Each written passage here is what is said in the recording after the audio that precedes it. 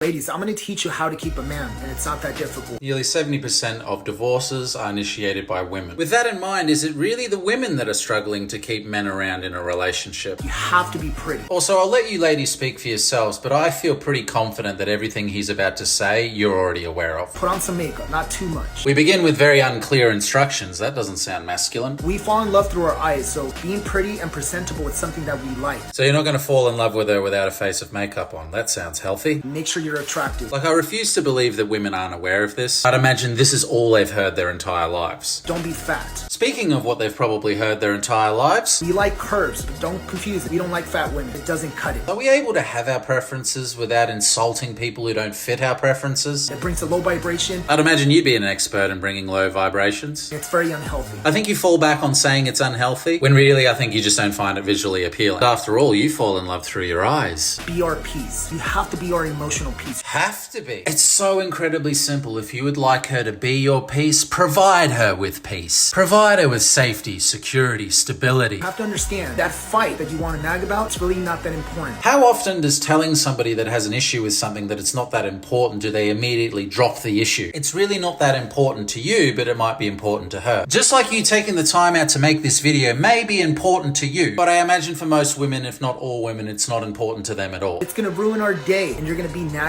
How other people behave towards you is not in your control. But we know it doesn't stop guys like this from trying. What is in your control is setting parameters on how you wish to engage in communication in these circumstances. That way you can proceed to engage in this manner in a way that you're comfortable with in order to adequately resolve this issue. Then now you're being combative. Perhaps, but you are being dismissive. Most men don't want to come home or be around combative women. I agree with that, but again, it's all about open communication on how you wish to engage with each other when issues arise, which is inevitable, no matter how silly you may think some of these things are. If you can just get past that ego, just let it go. Or you could assist her in helping her resolve said issues she's having to where she can get to a place where she's able to let go. Focus on being happy and being peaceful, feminine. Yeah, just focus on what I want and let all your discrepancies just pile up under the rug. You will have a successful relationship. It's really not that difficult, ladies. Don't make me tap the sign. Learn to cook. If you don't know how to cook in 2024, then watch a YouTube channel. Something that's going to teach you how to cook a decent meal. I will say, if you're always eating out and ordering Uber Eats and never cook anything yourself, yeah, that's a bit of a red flag. It's very important to us. We love it. It's feminine, it's soft, and it's nurturing. It's a wonderful, beautiful gesture to do for a partner, but I refuse to have the expectation that my partner do it for me. I just see it as a fun activity we could share together. We could cook together. I could cook you something. You could cook me something. Lastly, sex. Sex is important for most of us men. Sex is for both of you. The sooner that you men learn this, I can't imagine you wouldn't be having more sex. It's not on the top, but it is important. I also believe if men stop idolizing sex, the better off they'll be too. Go down on your dude once in a while. Do you men want her to do this out of an obligation? Or would you rather she do it because she's utterly convinced she cannot start her day without it? Make him feel like he's respected. You want to feel respected? Be the culprit of providing her the best sex she's ever had. A rule of thumb that I have, she has to lose count with how many orgasms she experiences. Tell him nice stuff. Make him feel like he is the man. If I make her feel like the woman, if you're showing up as the man to her and she's not reciprocating, then to her, maybe you're not the man. Perhaps you should look elsewhere. If you understand what I'm saying, I promise you're going to have a successful relationship.